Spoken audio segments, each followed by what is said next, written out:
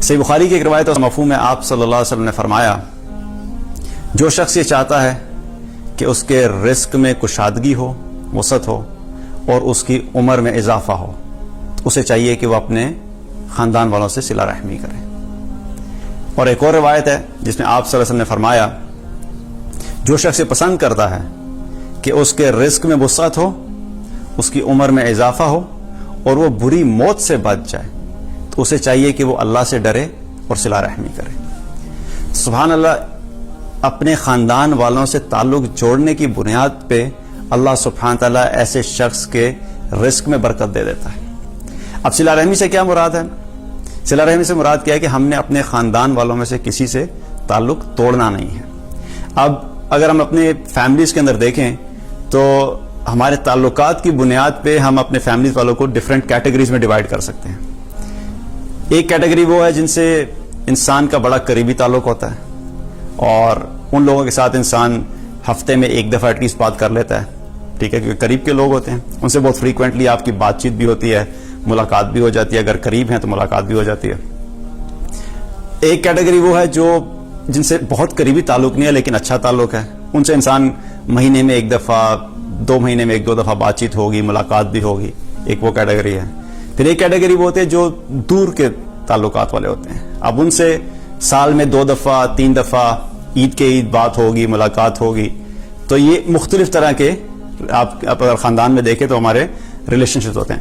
Obviously ہر ایک کے ساتھ ہر وقت تعلق رکھنا اور ہر وقت بہت فریکوینٹلی ملنا اور بات چیت کرنا پاسبل نہیں ہوتا، تو اس کا مطلب یہ نہیں ہے کہ اب آپ نے صلہ رحمی نہیں کیا، ان سے تعلق توڑ دیا۔ آپ صلہ رحمی سے مراد کیا ہے کہ ان سے رابطے میں رہنا۔ اس سے مراد کیا ہے کہ جب کسی بھی خاندان والے کے بارے میں آپ کو خبر پہنچے کہ وہ مشکل میں ہے تو اس کی مشکل میں مدد کرنا۔ مشکل میں مدد کرنے سے مراد ضروری نہیں کہ فائنینشیل مدد ہی کی جائے، مالی مدد ہی کی جائے۔ کئی دفعہ انسان صرف اس کو مثال کے طور پہ کوئی بیمار ہے تو آپ پیسے تو نہیں دے سکتے لیکن اس کو آپ نے اپنی گاڑی میں ڈالا اور آپ ہاسپٹل لے کے چلے گئے یا ڈاکٹر کے پاس چیک اپ کرانے کے لیے لے کے چلے گئے۔ تو بہت سی چیزیں ہیں جو کہ آپ مشکل میں ان کی مدد کر سکتے۔ تو ایک اور کیا چیز ہے کہ اپنے خاندان والوں کی جب پتہ لگے کوئی مشکل میں اس کی مدد کرنا۔ پھر اسی طریقے سے اپنے خاندان والوں کے خوشی میں شامل ہونا، ان کے کسی کوئی غم کی سچویشن ہے اس میں شامل ہونا، یہ سب چیزیں صلہ رحمی میں آتی ہیں۔ اب صلہ رحمی سے کیا مراد ہے؟ اس سے مراد یہ ہے کہ اب جو جس طرح کا ایونٹ ہوگا، ہر ایک کوئی ایونٹ میں جانا لازمی ہے۔ اب کوئی آپ کو یہ کہتا ہے کہ جی ہم نے ڈانس پارٹی ارینج کی ہے تو آئیے ذرا ہماری اس میں پارٹی میں شامل ہو جائیں، اور کوئی شخص آپ کے آگے کہ دیکھیں صلہ رحمی کا تقاضا یہ ہے کہ اب تعلق تو توڑنا نہیں ہے تو چلتے ہیں ذرا ان کی پارٹی میں شامل ہو جاتے ہیں، تو ایسی پارٹی میں تو آپ شامل نہیں ہوں گے، کیونکہ شریعت نے جس چیز کی اجازت نہیں دی ایسے موقعوں پہ، ایسے تہواروں پہ، ایسے ایونٹس پہ جانا لازمی نہیں ہے، اور یہ کوئی قطع تعلق ہی نہیں ہوگی۔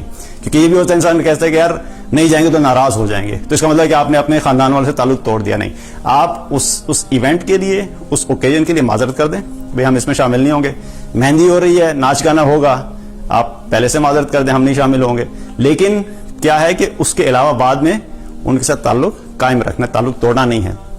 اکثر لوگ کیا مسٹیک کرتے ہیں کہ پتہ لگا جی وہ تو جی ہمارے خاندان میں فلاں ہیں جاننے والے، وہ بڑے شرکیہ کام کرتے ہیں۔ اگر آپ کو پتہ لگ گیا شرکیہ کام کرتے ہیں تو آپ ان کے شرکیہ کاموں میں مت شامل ہوں، لیکن اس کے علاوہ ان سے ملنے جلنے میں کوئی حرج نہیں ہے، بلکہ ان سے ملنا جلنا رکھنا ہے، ٹھیک ہے۔